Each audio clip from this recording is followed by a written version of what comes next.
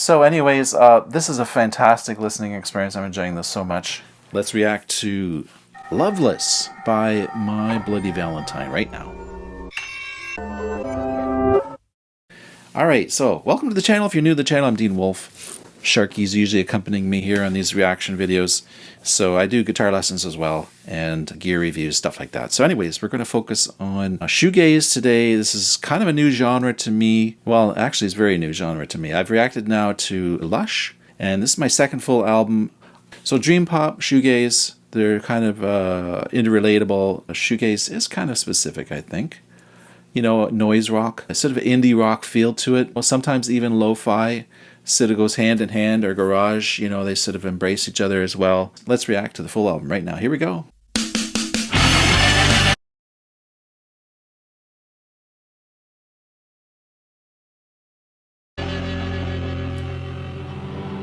So I'll put on the screen below what the year this came out. I think it's the early 90s. You can sort of feel the punk influences a little bit in this music. You had some side chaining going on almost, which is really popular nowadays when you hear like a bass kick or something and the music is going. You hear that with the guitar, so they were way ahead of their time there with that kind of effect. To me, the chorus is da da da da da da da da da da da da. Sort of industrial too, isn't it? A little bit industrial feeling. Anyways, it's so I hate to use the word, but progressive, you know, it's progressive in a way. But of course, there's congruency between the styles. They're very, very separate, though. They're very, very their own branch. Genre is a topic you can go on forever about, I guess. Okay, so that was Only Shallow. Now we're going to Loomer. By the way, I'm listening to a single MP3 file, so hopefully I'm cutting it up correctly. Oh.